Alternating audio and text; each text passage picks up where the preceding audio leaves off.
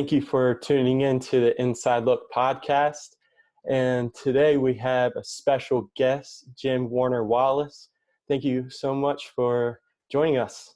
Yeah, glad to be with you. Yeah.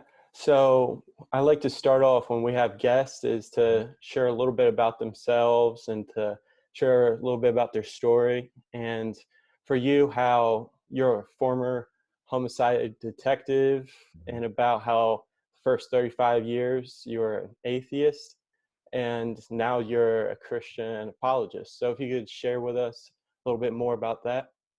Yeah, I never thought that that would really ever amount to much other than solving the cases that I was assigned. And so I kind of followed in my dad's footsteps. He was somebody who worked this profession for about 28 years. And growing up, I thought it was noble. I thought it was a good. He told me about his cases occasionally. Some of them were pretty harrowing. And I thought I wasn't going to follow in his footsteps originally. I got a degree in architecture, a degree in design. Came in late. I was about 27 when I finally joined. And I got assigned eventually to robbery homicide. And after doing a number of other assignments, I worked gangs for a couple of years. I worked undercover for a couple of years. And then I ended up in robbery homicide and just thought, well, you just handle the cases that are assigned to you. Most of that time, I was not a Christian. I didn't really grow up around other believers. But my wife had an interest in the things of God and eventually said, hey, should we raise our kids with some kind of a belief system? And that's really the thing that kind of got us back into a church setting. And I was just happy to go as an unbeliever. But as I sat there, I realized that this pastor and his pitch about Jesus would always describe Jesus as super smart. And I was interested in what the smart Jesus had to say. So I bought a Bible and eventually applied the same techniques we use to determine if a witness is reliable to the Gospels. And that's how I became a believer. And so when you're in church and you were an atheist when you visited church for the first time, right?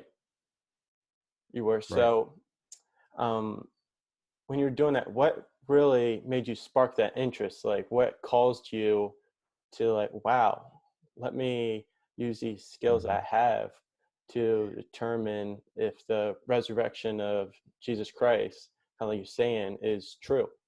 Well, I was always interested in smart ancient wisdom. So when I was a kid, there's a book called The Prophet that was very popular in the 70s, kind of this ancient set of this allegedly ancient set of collections of wisdom statements. When I was in high school, I had a professor, a teacher in sociology who was a member of the Baha'i faith. And he introduced me to the writings of Baha'u'llah. I never accepted these as anything other than the human statements of wise people. Look, if there's wisdom that transcends the ages, I think if humans have access to it, then why wouldn't you be willing to do this fortune cookie search for wisdom? And that was really what I saw Jesus as. I mean, this pastor is pitching this as another set of ancient wise sayings. I had no idea that when I actually went to retrieve the wise statements of Jesus, they would be encased in these accounts that allegedly argued that these things actually occurred. Like there was a historical timeline. These aren't just proverbs. These aren't just the wise statements of Jesus. They actually were included in accounts as though they happened in chronological order, as though the people writing them saw these things occur. Well, that was of interest to me. So I really didn't enter it I wasn't trying to prove something or disprove something. I was just looking to collect the wisdom statements of Jesus, just to throw them in my pocket the way I had thrown in the pocket the other wisdom statements of ancients, never thinking there was anything more to it. But as I kind of drilled down into the accounts, I realized that there were some attributes of the accounts right away that bothered me, that seemed like if you were going to lie about this, they would be simpler in some ways. Maybe they would. There were differences between the accounts that intrigued me, because I saw those very often in multiple eyewitness accounts. No one ever agrees on anything.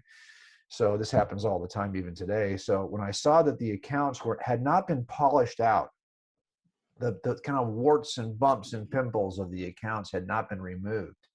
They had been left in place. The kinds of things that would cause people today to say, see, this is why you can't trust them. Well, these clearly could have been worked out by the myth writers in the first 2 centuries, but they weren't. That stuff intrigued me enough to be able to want to test them. And that's what I ended up doing, given the template that is used to test eyewitnesses in trial. There's a template. I describe it in a book I wrote called Cold Case Christianity. That template is the template that I used with the Gospels. And I get it. It's interesting to me that we have this account. There's more than enough evidential, reasonable, rational reason to believe what has been written about Jesus. But there's also enough reason for people to reject it. Isn't that interesting? In other words, Yeah. God could have easily overwhelmed us in such a way that everyone is just born with this overwhelming knowledge of God. But that would be to create, in essence, spiritual robots, right? That simply responded to the way they had been hardwired. And I don't think that God's interested in that. He's a gentleman in the sense that he's not going to twist your arm. He's going to leave it. There's more than enough reason to believe it's true. But if your will is such that you don't want it to be true, you'll find reasons not to believe it's true. And I think that that's exactly the way it's supposed to be, according to God, because he's allowing us the freedom to make conscious choices. Because let's face it, if you cannot consciously choose something of your own will, it cannot be said to be genuine. So I could wire it in so that you love God automatically. You can't do anything but love God. But then it's not really love. It's just the automatic wiring of who you are. Love has to be chosen freely in order for it to be truly called love. And so I think if God is desiring creatures that truly love him, he's going to have to allow you the ability to hate him. And that's what God has done.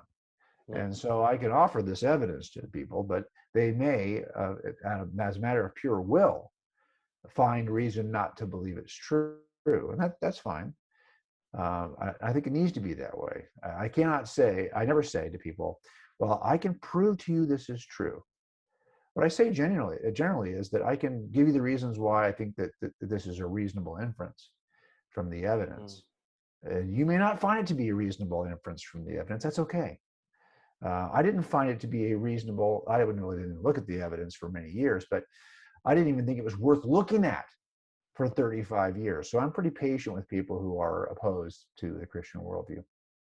Yeah, that's good.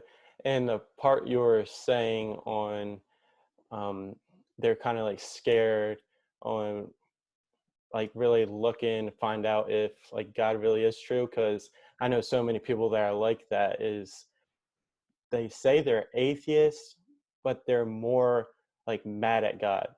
Like deep down inside, that's what they're really more. And well there's a number of reasons why somebody could reject a claim, right? We talk about that in the book. You could reject the claim because you have rational hesitancy. You think that, hey, this evidence is not strong enough for you to embrace this claim. You could reject a claim because you have emotional resistance, not rational, but emotional. You encountered somebody who's a Christian who you thought was disgusting, and you thought, if that's what this is about, I have no interest in that. Well, that's not about the evidence for Christianity. That's about your emotional response to people. That's a different reason to reject it. You might have a volitional, not rational, not emotional, but a volitional rejection. You just don't want it to be true. But I think I'm always hesitant to talk about that because as an atheist, I found it extremely offensive that Christians thought the only reason why I was rejecting the claim was because I had some emotional or volitional response to it. I would have argued, no, it's just not reasonable. Okay, it's not reasonable given the evidence. Now, even though I really had not yet examined the evidence, and the reason why I would say that is because I would have said any claim that there's anything outside of space, time, matter, physics, and chemistry is unreasonable. Because my view as an atheist is I was a philosophical naturalist. The only thing that exists were those aspects of the physical world that could be impacted on by physics and chemistry. Nothing else really existed for me. So when you said, hey, I've got this book, a historical account of a man named Jesus, but it includes something supernatural, I'm out. Yeah. That's unreasonable because I had a presuppositional bias against anything extra natural, even though, as an atheist, I believe the entire universe leapt into existence, all space, time, and matter. This is called Big Bang cosmology. Mhm. Leapt into existence. We're in a universe that has a beginning, and the science demonstrates this. And that universe that has a beginning has a cause outside of space, time, and matter. Trust me, Big Bang cosmology leads you in this direction. Mhm. But how Yeah. could that be? I'm looking for a cause outside, it's really super powerful, outside of space, time, and matter. You're dangerously close to the notion about God. And I was willing to accept that kind of undefined cause of the universe, right? Because that undefined cause of the universe makes no demands on me personally. So it's very easy to accept that kind of cause. But if there's a cause like that, why would I doubt the supernatural, the extra natural descriptions in the New Testament? Because let's face it, if you can create the universe out of nothing, Mhm. walking on water is a small banana kind of miracle. So I think you have, if the door is open for one, it ought to be open for the other. Yeah, that's good. And like since you were doing this like as a homicide detective, I was kind of interested on like how did you do it really with the tools and skills that you had towards like the gospels and the resurrection of Jesus? Like what like how did you really do that?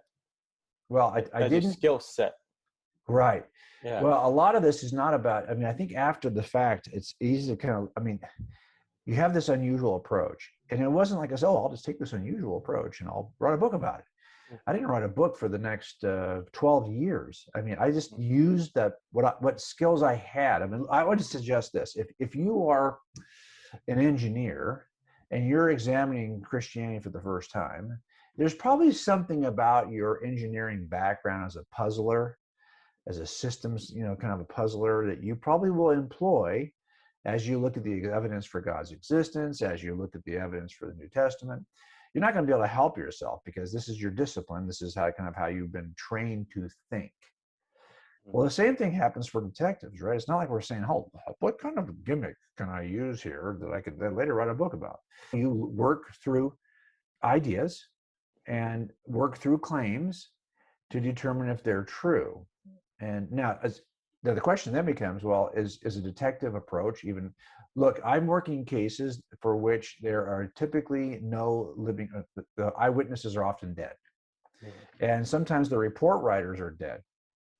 So I've got to look at a report that was written 35 years ago, and I don't have access to the witness or to the report writer. How do I determine if anything is true? Well, Mhm.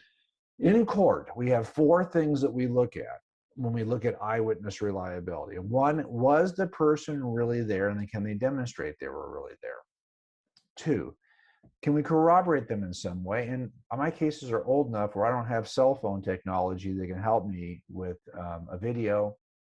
This is all pre-video generation for the most part, believe it or not. It's hard to imagine now. Yeah. So if I'm going to have corroborative evidence, it's going to be what I call touch point corroborative evidence. It's not going to be a videotape. I even said tape, like there's actually tape anymore. Yeah. So the point is, there's not going to be a video. Third thing, have they changed their story? Have they been honest and accurate, or they keep on flipping their story over time? And fourth thing, do they have a reason to lie to me, a bias? Are they motivated by sex, money, or power to say something they shouldn't say that's not even true? Well, that's the approach I take when I'm evaluating witnesses. Why? Because that is the approach that is taken in jury instructions for jurors. When jurors are assessing eyewitnesses on the stand, they are allowed to ask questions, or in their mind anyway, to assess the witness in those four categories. So I said, could we apply those four categories of eyewitness reliability to the Gospels? And as I did that, I found them compelling. They're written early enough to have been written by eyewitnesses. By the way, if you want to lie about Jesus, here's how you do that. You wait until everyone's dead. Then you can say anything you want. But if you're writing within the lifetime of eyewitnesses, that's trickier.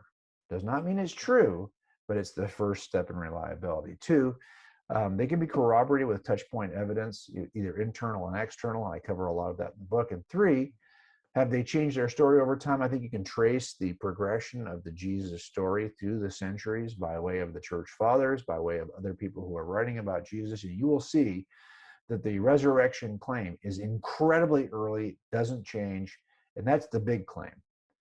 Look, if nothing else happened that you could confirm, except for the resurrection, if that's a claim that is early and never changes over time, that's the big claim about Jesus. That makes him different than any other ancient sage. You will find, as you trace the story of Jesus through the students of the eyewitnesses and the students of the students of the eyewitnesses and the students of the students of the students of the eyewitnesses, but the story of Jesus does not change. Finally, do they have any reason to lie? Remember, all lies are predicated on three motives. One is money, two is sex, and three is the big one, which encompasses a lot, which is the pursuit of power. What in the world did the disciples hope to gain from this lie? They didn't gain anything from money. They didn't gain anything with sex, and they didn't even gain anything with power, which some people have suggested, right? Like, hey, maybe now you're the leader of a religious movement. Really? So Paul, who wrote most of the New Testament, led a movement of sorts. He was influential enough as a leader and had the power to draw papers against Christians to have them executed. So you're telling me he's going to jump out of a larger group with more power to jump into a minor group that's never going to have that power in his lifetime and get beaten and tortured and imprisoned his entire life until he finally dies in custody. Wow, that was a smart move, right? I don't think you can argue that sex, money, or power motivated a lie. And those are the only three things that ever motivate a lie. If you think there's a fourth, knock yourself out. There isn't. I learned that before I ever became a Christian. What causes people to kill people are the same three things. What causes you to commit any crime? Same three motives. Now, it turns out those three motives are actually listed in 1 John. I just didn't know it because I'd never read 1 John. I love the fact that the New Testament describes our motives, describes the world the way it really is. And that's one of the things I use to test these eyewitnesses. Those four categories, these gospels do pass the test. Oh, yeah, that's good. And what I was really curious about was how these detectives, like homicide cases, how it had to have been a lot harder, like deciding if this like was the resurrection of Jesus Christ, is if that really was true, because it had been a little difficult because that happened thousands of years ago compared to like figuring out a case that happened like most like 20 or 30 years ago. So that probably had been a lot harder for you. Well, So it is, and I think people have argued that now, Trent, they've said, hey, how can you even apply the same thinking? Well, I get that. But all of history is an examination of what you think occurred in the past. And I will say this, just as an object, kind of as a thought experiment. I think what motivates people to skepticism on this is not necessarily a fair assessment of the manuscript evidence, or even a fair approach to history. Here's why I say that. If the story of Jesus was simply a matter of an ancient sage who preached some messages, like Sermon on the Mount, but never worked any miracle, never rose from the grave, never walked on water, never fed 5,000, all that stuff is not in the story. The story is only that Jesus preached nice messages or powerful messages. Do you think anyone would doubt, given the manuscript evidence we have, the historicity or the reliability of the statements made by Jesus? I don't think you'll find any ancient sage has been as well documented historically as Jesus. If all of the miracle accounts were missing, they're just out, they're not part of the story. Jesus is not anything other than an ancient sage. Every historical scholar would be going, yeah, this is the best attested ancient sage in all of history. So what's the problem? The problem is that same account includes supernatural. This is a bias about the supernatural that for a lot of people is like, okay, I can't, Yeah, you're right. That level of historical agreement, that level of manuscript evidence would certainly make any other kind of story incredibly reliable. But there's these miracles. What? That's a you problem. That's not a manuscript problem. Yeah. That's you thinking that there's nothing outside of the physical realm. Look, we got good reason to believe, for example, that the mind, the immaterial mind, is different than your material brain. Mm. And I've written about this in a book That's called good. God's Crime Scene. So there are already discussions about whether or not matter in the material world is all that really is. So I don't know why we're so hesitant to think that there may be something outside of what can be impacted by physics and chemistry, outside of space, time, and matter. And you already know there must be, because whatever that is outside of the universe that caused the universe to come into existence has to be outside of space, time, and matter. Yeah. So I think that we ought to at least be open to the possibility, the actual reasonable inference from the manuscript evidence, that we ought not be so biased against the supernatural that we close our minds to the notion that any claim of the supernatural on the part of Jesus could be true. In fact, I think that if we were to accept the claims of the New Testament as fairly as we would as if there were no supernatural elements, we would find these to be incredibly compelling. Yeah, that's good. I really like that. And actually, Cold Case Christianity book, I actually have it right here. Oh, there you go. Is there? Yeah, and I just wanted to promote this at the end, but during this conversation, how you bringing it up, I just wanted to give a shout out to this book, how I highly recommend it to people, because it was definitely pretty life changing. Like I've been a Christian for a while, but it was about like last year when I read it, and it just a total perspective has changed. So just really recommend that book to people. And actually, I heard of that book when you were on God's Not Dead too, when you brought that up. Yeah, and it made me really. Well, look, a lot of the reasons why we do these books is we know that they'll be either help to people who are searching for truth, but not everyone's open to the truth, so I get that. But also, they're helpful for those of us who maybe got here a different way. Maybe we got here because we were raised this way, or we believed what our parents told us. We didn't even challenge it, or we had some experience that we thought at the time might indicate that Christianity is true, but now we've had a lot of experiences that we kind of question now whether Christianity is true, right? You might get to the truth in a way that does not give you confidence that it's true. That's really interesting, right? That we might get to a place by accident, not to reason ourselves to this position, but just to find ourselves there. And then, of course, the first time you encounter something that seems to challenge you, you struggle with it because you didn't get here through some process of evidential reasoning. You just happen to be born into it. Well, I think there's some value for those of us who might find ourselves in that position to know whether or not this is true. So I think we're doing two things here, right? I mean, we're trying to help those who are on the fence and maybe are looking honestly. They aren't rigidly opposed. They are open to where the evidence may lead, where they're definitely trying to help them. But at the same time, you and I, when we explain what's true about Christianity, we can strengthen those who got here accidentally. So I think that's part of what we do. That's good.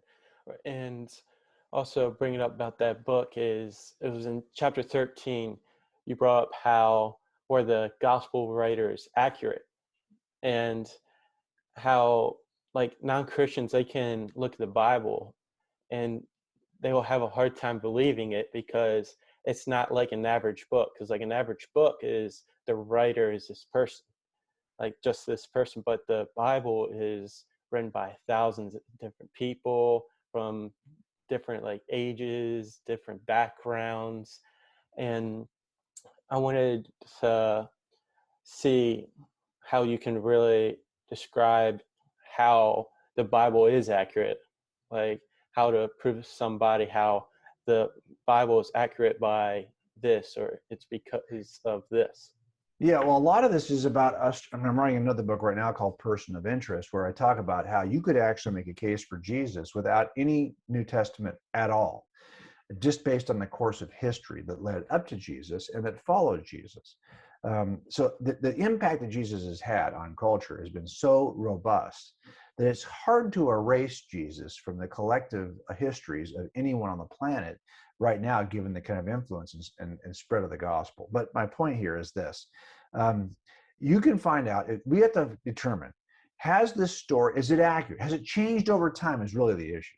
Oh, yeah. Right, because I can corroborate some of these internally and externally. I could use architecture. I could use archaeology. I could use the history of cultures. I could use internal evidence of linguistics, of the way that the authors cite certain geographies or cite certain cities or cite certain names of people groups that would only be known to somebody who's actually writing in the first century in the area in which the events in the New Testament actually occurred.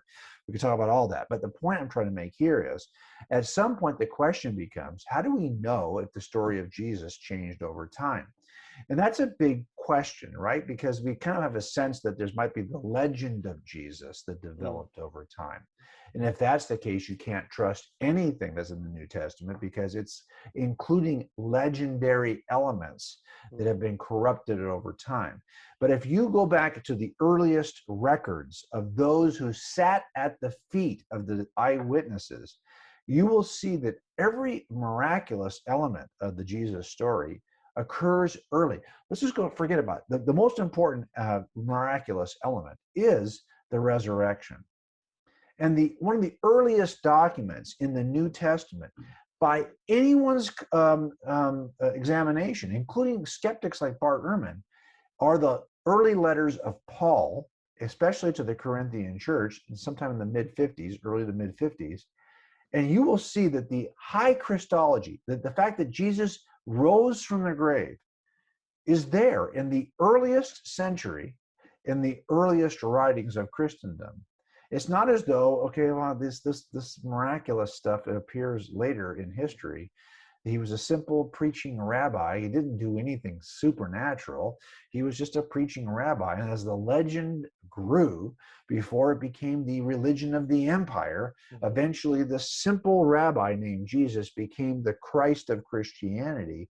There's no evidence for this in the manuscripts at all.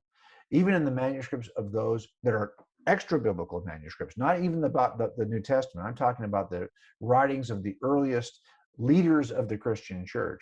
You will see that this notion that Jesus was born of a virgin, worked miracles, and rose from the grave, that's the big ones. That's the stuff that makes everyone pause.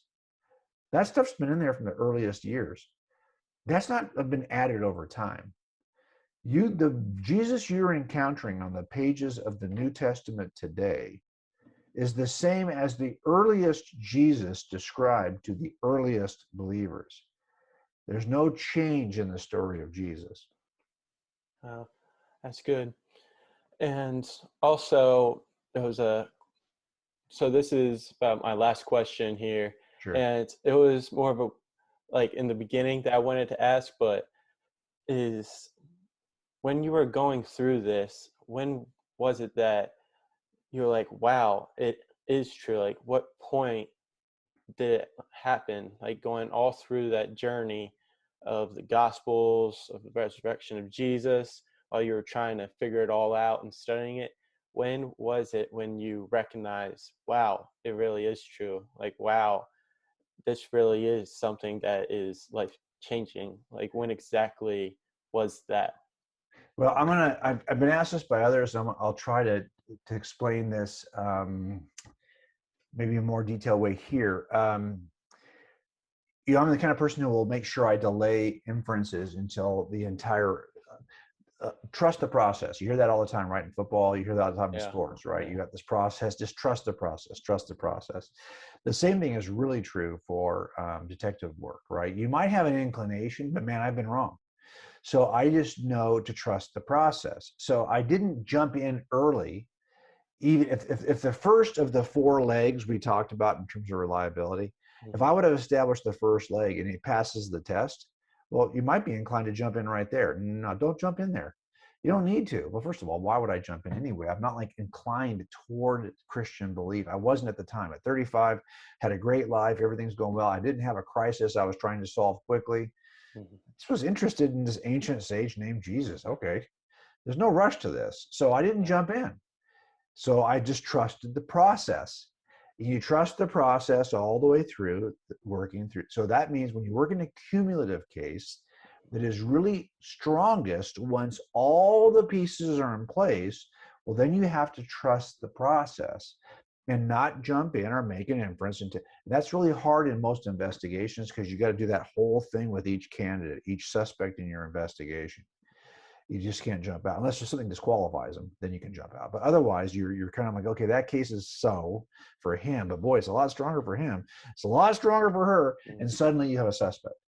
So you have to trust the process, and that's what we had to do with this. I mean, I just thought, well, I was just mildly interested at first, and as each piece of the case came together, I became, well, this is actually worth my time now.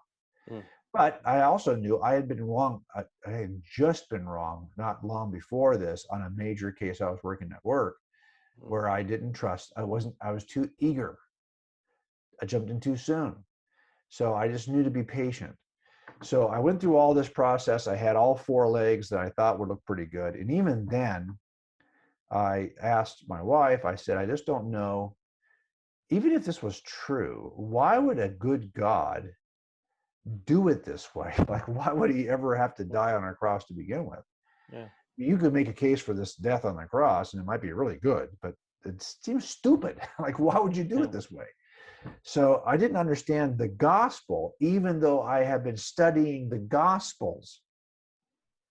And that's where the letters of Paul were helpful, right? Because I have been so focused on just the historicity of the accounts that I wasn't even listening to what the theological implications were from the words of Jesus. It was clear in the gospel, but I had not been paying attention to that. Mhm. But when you Yeah. get to the letters, well, now you don't have any historical events. It's just about the implications of those events. And now you really can kind of focus. And as I realized that, and I say this all the time, you can um, learn a lot about Jesus in the Gospels, and that'll give you belief that it's true. But until you start to pay attention to what the Gospels in the New Testament letters say about you, not about Jesus, about you, well, that's when you realize you're a sinner in need of a savior. Yeah. And that's really what makes the difference. So I think I did not for sure commit to any decision on this until I had not only done all that checking down the list on the gospels, but also understood why God would have to do it this way. And does that make any sense at all? And then of course, Mhm. then once you realize that, you're like, well, you'd be a fool if these things check the box for you in terms of your assessment of the evidence. Why would you stay out? Yeah. You would now look. I often say that I don't. I'm not a Christian because it's something that is I oh, I really needed this to fix a Mhm. problem. I really needed this because this works. It makes my life easier. This makes sense of my life. I had a great life. I had no need for any of this in my mind. Of course, I Mhm. had a great need, spiritual need for this, but I didn't Yeah. know any. I didn't care about any of that. I'm a Christian because it's true, and I talked about this in the movie, and you're stuck with it. There's lots of days when I would rather it not be true. I mean, don't you feel that way Yeah. sometimes? Yeah. Sure. Don't we all A feel that lot. way as Christians sometimes? Like, hey, A lot. I could do this thing over here and not even feel bad about it. If Christianity wasn't true, but Yeah. sadly it is, or luckily it is Yeah. I like for that. us. And so therefore, I'm in. But it does place um, restrictions and demands and obligations on me that there are many days that I wish it didn't place on me. But at the same time, that's not going to make it untrue. So I have to follow where the truth is. And so that's why I'm here. I'm a Christian because it's true. Yeah. That's good. Really like that. And also I really liked how when you're talking about in the middle, how like why did God have to like send his son Jesus to like die like as a resurrection? Like why did there have Right. to be a resurrection of it? And that really like points out to me a lot. I think of that a lot. And also that, and is God like an evil God for doing that? Because that's what I thought at first when I was Christian. Like, God doing this, is he an evil God? Like, especially like all the sin in the world. And Yeah, I I was on your YouTube channel like a couple months ago, and I saw one of your YouTube clips that is God evil, and I really watched that, and I actually sent that to a couple of my friends that weren't Christians. And what I really liked about that is it really demonstrated and broke down a lot of things for them, and they're still processing a lot sure. of it. And now they're telling me, like, during this like time we're going through this pandemic, like some of my friends, family members have died. And that's when they're really questioning, okay, Sure. so you're telling me all about this, about how God is not evil, but like this is showing more proof of real, like, is he really not an evil God? And that's when I showed them your video. And I really had a question to ask you is, uh, especially if people are watching right now, like, okay, I get what you're saying, I'm hearing you out, Hmm. but how can I really explain more? How can I really find out more from this? Like on people asking, like people are saying that, like, how exactly is this? Like, break it down a little more. Sure, sure. Well, then this is a good place to end then. 'Cause Yeah. I'll say this to you, that if there's a unique offer that's made in the New Testament that is probably was seemed foreign to the first Jews who thought about this or were encountering this idea, because if you look through the entire Old Testament, you'll have a hard time making a case that we are to be in heaven, reunited with God, that we have a life beyond the grave. This idea Yeah. that we take for granted as Christians, that our life is not limited to the 90 years we live on earth. For the most part, you'd have a hard time making a case for that from the Old Testament. That case is made most robustly from the New Mm, Testament, yeah. where Jesus is described as the firstborn of all creation. Not to say that he's a created being that was just happened to be born first before, no, it's that he rises from the grave, his resurrection. Mhm. Read Colossians chapter 1, starting verse 15. You'll see it's that his resurrection occurs prior to any other. The promise of the New Testament, the claim of the New Testament is that you are more than a material being, Mm, that you will live for eternity with God, and that whatever evil you experience in this temporal life is nothing compared to eternity with God. You're not a line segment from birth to death. You're a ray that starts at birth, goes through the point we call death, and off into eternity, because we go the other way for why you're showing you on the opposite side, birth through death and off into eternity. Okay, mhm. Yeah. that claim is promised by the resurrection. Jesus rises from the grave, and Paul says, if that's not true, you have no hope for your own eternity as resurrected beings. But if it is true, you should know that, like Jesus, you will also have a life beyond the grave. That is the promise of the New Testament. And how you will be reconciled with that, when God is so powerful that he can create all space, time, and matter from nothing. Mm, He's also that he has that kind of power, all the power. That means he has the power to eliminate moral imperfection. That means that God is not good. God is morally perfect. To be with a morally perfect God when we are morally imperfect, we have to take an offer that we cannot do for ourselves. So God does not sacrifice one human, Jesus, so that all of us can be saved. No, no. God comes to earth. The judge comes off the judgment seat behind you're in court. Judge comes yeah. down and says, you know what? I'm going to pay the penalty that you deserve to pay. That's what he does. He comes down to earth as Jesus, accepts the penalty for our sin, promises us eternity with God, and then demonstrates that it is true by rising from the grave.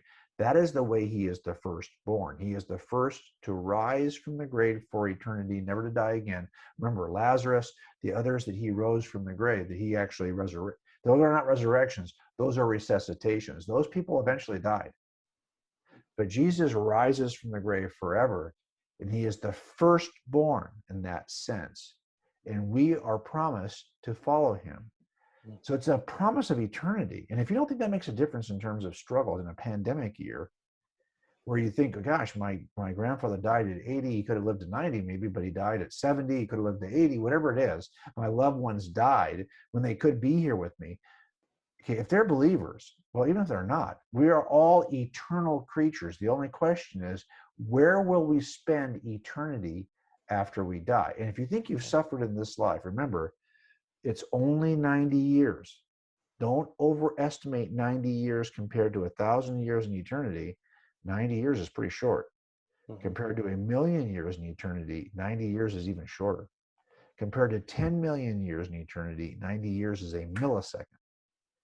So remember that what we live here on this life, if Christianity is true, pales in comparison to the eternity we'll spend with God, in which there won't be any tears. There won't be any pain. Yeah. There won't be any suffering. That's the promise of the New Testament. You have a hard time finding that promise in the Old Testament, although it was foreshadowed. It's clear in the New Testament. That's the promise.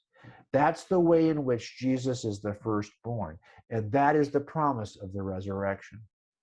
So again, could God have some good reason to allow you the difficulties that you're experiencing in the first 90 years, given that you're going to have eternity of bliss with God? I think he's trying to develop something in us that is only developable, only able for us to experience if we understand the role that suffering plays in the character development, suffering plays in our sanctification and how we become holy people. Oh, yeah, I really like that. And that was really definitely a good finisher. That definitely answered a lot of questions I've had and a lot of questions my friends had as well. So I really like that and learned a lot from that. And so after finishing that, just want to say thank you so much for Thanks for coming on having me. here. It I was appreciate really it, Trent. a great privilege and definitely starting off the new year with that. Okay, Thank you. great. Thanks, Trent. I appreciate it.